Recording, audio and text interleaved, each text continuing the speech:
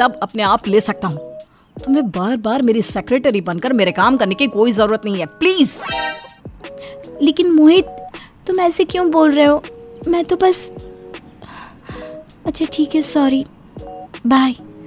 Office पहुंचते ही phone या message कर देना, मैं इंतज़ार करूंगी। मेरे पास टाइम नहीं है, आज ऑफिस में बहुत काम है।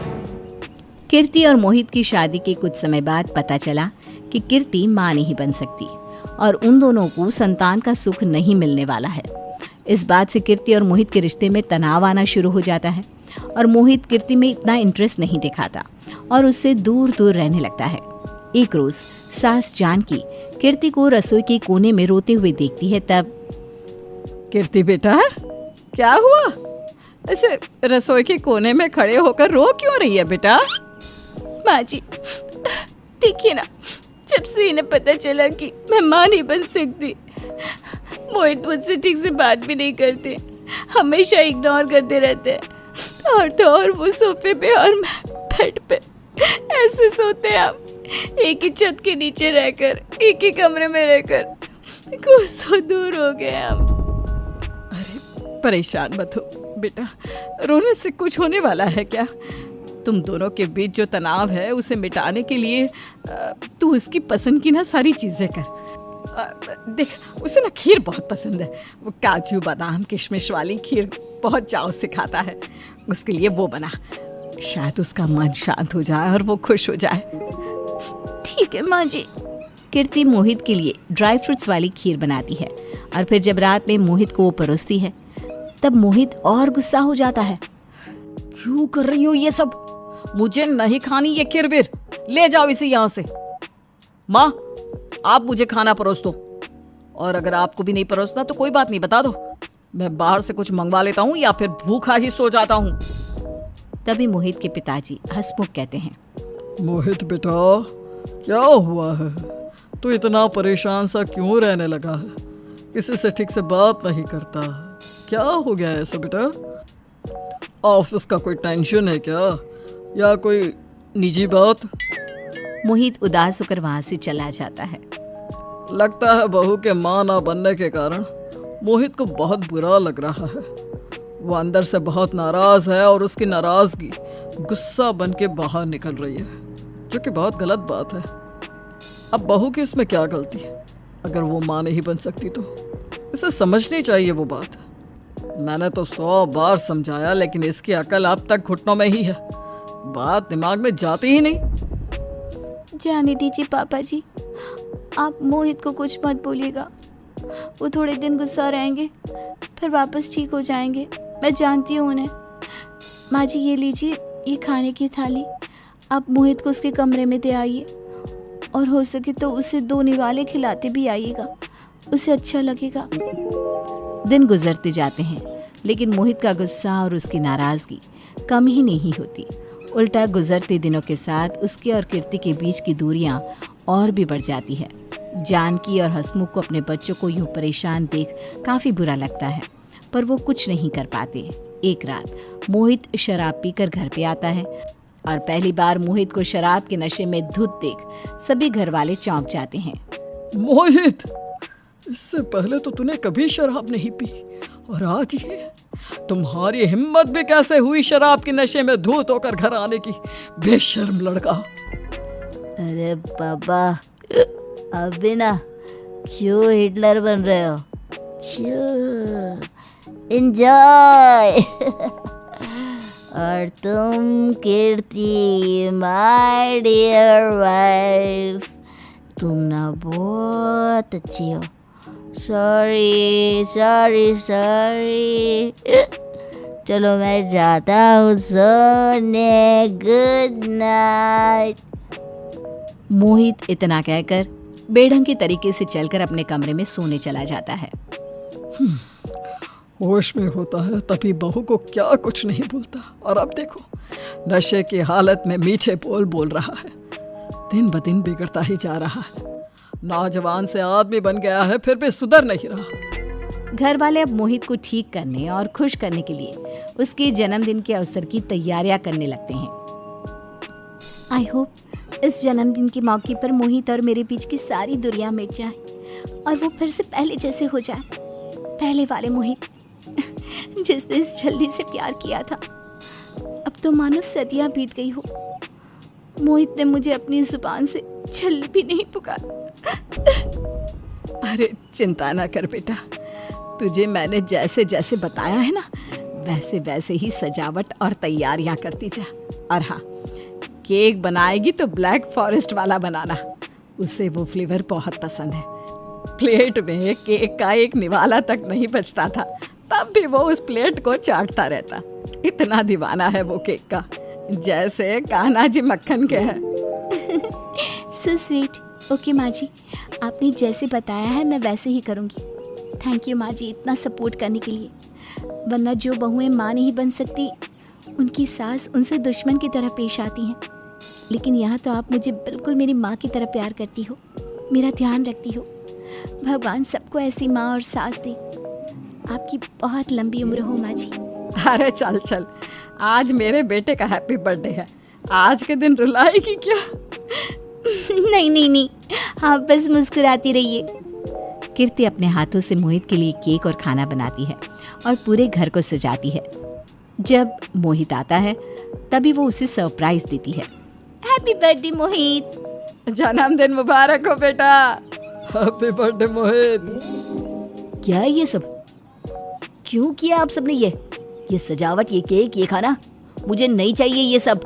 और तुमसे मैंने 1000 बार कहा है ना कि मेरे इर्द गिर्द मंडराना बंद करो और मेरे पास आने की कोशिश मत करो। तभी जानकी गुस्से से चिल्ला पड़ती है। क्यों कर रहा है तू ऐसा कीर्ति बहू के साथ? न जाने कितने दिनों से हम सब ये देख रहे हैं, बेचारी फिर भी तुझे मनाने के लिए कुछ ना कुछ करती रहती है, और तू इससे दूरियां बना रहा है। अरे शादी के साथ फेरे लेते वक्त तूने ये कहा था क्या कि अगर ये तुझे बच्चा नहीं दे सकती तो इसे छोड़ देगा? है, बोल ना। इसकी खामोशी इस बात पर साफ मोहर लगा रही है कि ये भी मानता है कि यह गलत है। हसमुख और जानकी मोहित को सुना रहे होते हैं, तभी उसकी आंखों में आंसू आ जाते हैं। मुझे माफ कर दो माँ पापा, और सबसे ज्यादा माफी तो मुझे तुमसे मांगनी चाहिए कीर्ति। क्या हुआ मोहित, तुम रो क्यों रहे हो? दरअसल दोष तुम में नहीं, मुझ में है। मैंने आप सबको रिपोर्ट्स बताई ही नहीं। कमी कीर्ति में नहीं, कमी मुझ में है।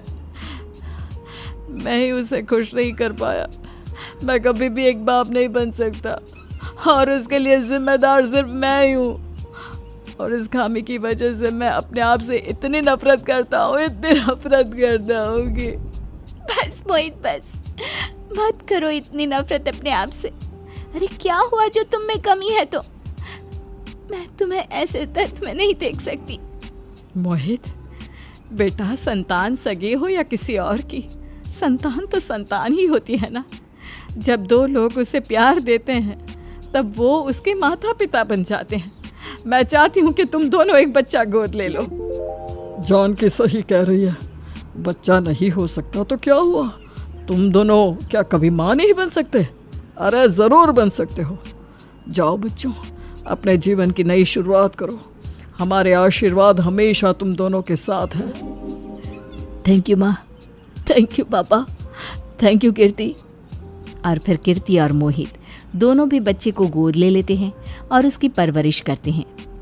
उसे साथ में पालने में सुलाते हैं। ओ मेरी झल्ली बीवी, अब तो मुझसे नाराज नहीं हो ना? मैं आपसे कभी नाराज हो ही नहीं सकती मोहित। और इस तरह मोहित और कीर्ति के बीच की दूरियां भी खत्म हो जाती हैं और अब वो दोनों खुशी से अपने परिवार के साथ और नन्हे बेटे के साथ रहने लगते हैं। सुरेंद्र जी की पत्नी का बचपन में ही देहांत हो गया था। उनका एक बेटा था आशीष और एक बेटी राधा। आशीष की शादी हो चुकी थी और उसकी पत्नी का नाम था काजल। राधा की उम्र भी शादी की थी और सुरेंद्र जी उसके लिए दिन रात एक अच्छा सा लड़का ढूंढने में लगे हुए थे। लेकिन वो जहाँ भी अपनी बेटी का रिश्ता लेकर जाते, सब लोग राधा को बिन माँ की बेटी समझकर अपनी बहू बनाने में हिचकिचाते थे। उधर दूसरी तरफ सुरेंद्र जी की बहू काजल भी राधा से घर के सारे काम करवाकर उसे खूब परेशान किया करती थी। राधा, मैं शॉपिंग करने जा रही हूँ। जब तक लौट कर आऊँ तब तक खाना बना कर रखना, ठीक है? लेकिन भाभी आज मेरी तबीयत बिल्कुल भी ठीक नहीं है। आप कहे तो मैं पापा से कहकर खाना बाहर से मंगवा दूं? देखो राधा, बाहर से खाना चाहो तो मैं भी मंगवा सकती हूँ, लेकिन वो क्या है ना, तुम्हें काम करने की आदत तो डालनी होगी। अब ससुराल में जाकर तुम ये ना थोड़ी कहोगी तुम्हारी तबीयत ठीक नहीं है। लेकिन भाभी सच में मेरी तबीयत ठीक नहीं है। पता है, तुम्हारी इन हरकतों की वजह से पापा जी तुम्हारे लिए रिश्ता ढूंढ ढूंढ कर थक गए। एक तो पहले ही तुम बिन माँ की बेटी हो, ऊपर से तुम्हें काम करने में आलस आता है। ठीक है भाभी, वैसे तो ऐसी कोई बात नहीं है, लेकिन मैं सारा खाना बना लूंगी। काजल शॉपिंग करने चली जाती है। खराब तबीयत में अपनी बेटी राधा को खाना बनाते देख सुरेंद्र जी को बिल्कुल भी अच्छा नहीं लगता। राधा बेटा, तुम्हारी ऐसी हालत देखकर मुझे बहुत बुरा लगता है, लेकिन क्या करूं? तुम कहो तो मैं काजल से बात करूं। नहीं पापा, भाभी नाराज हो जाएगी और फिर उनका भैया से झगड़ा हो जाएगा। कोई बात नहीं, कर लूंगी मैं ये काम। तू चिंता मत कर बेटा, मैं तेरे लिए राजकुमार जैसा लड़का ढूंढ कर लाऊंगा जो तुझे बहुत खुश रखेगा।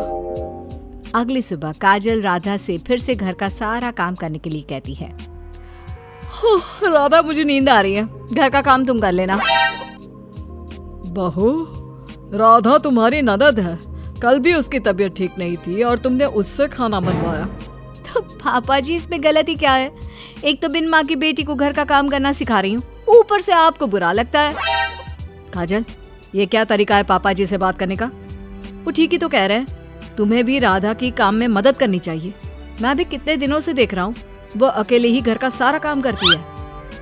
आशीष की बात सुनकर काजल चुपचाप घर का काम करने लगती है, लेकिन उसे मन ही मन बहुत गुस्सा आ रहा था।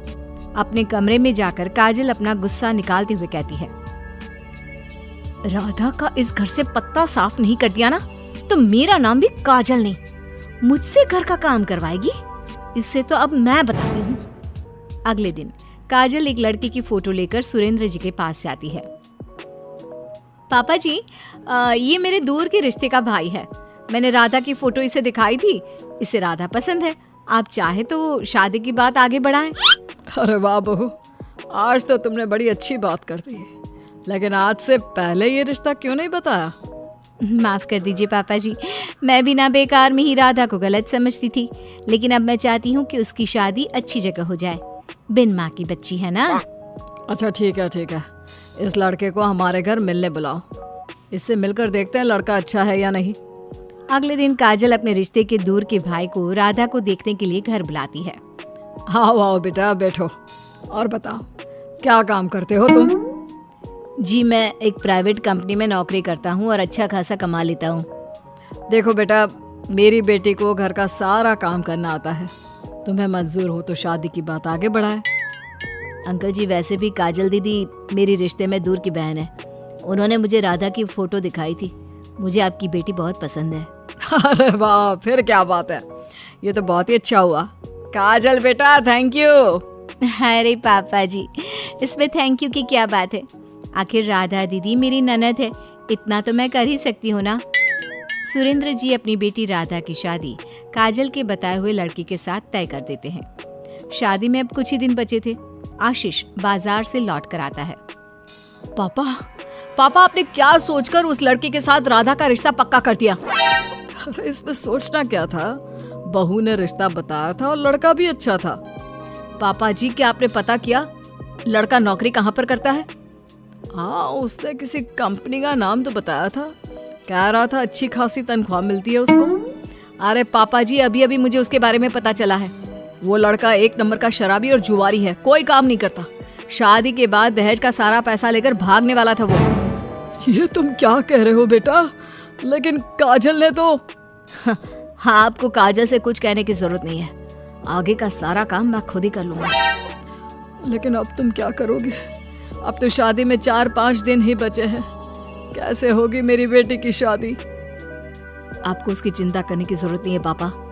मेरे जिस दोस्त ने मुझे उस लड़के की सच्चाई बताई है, दरअसल वो राधा को बहुत पसंद करता है।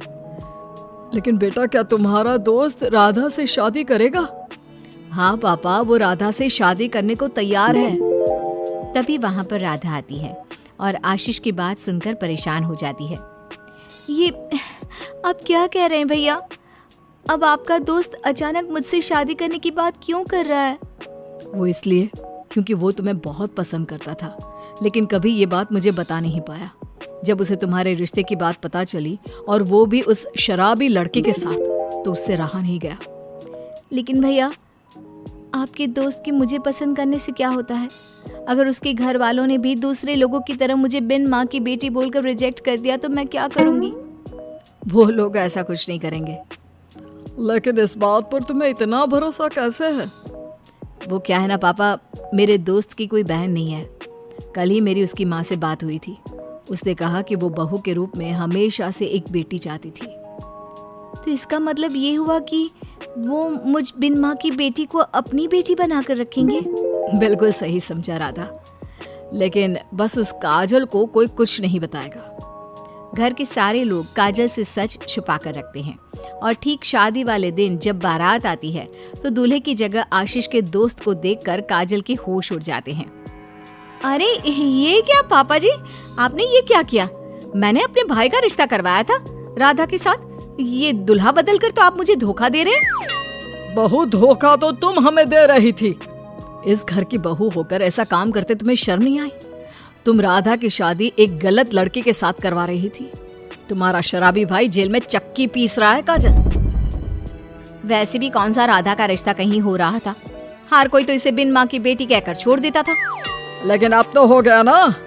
आशीष के दोस्त को एक ऐसी लड़की चाहिए थी जो उसके घर जाकर बहू के रूप में बेटी बनकर रहे, समझी?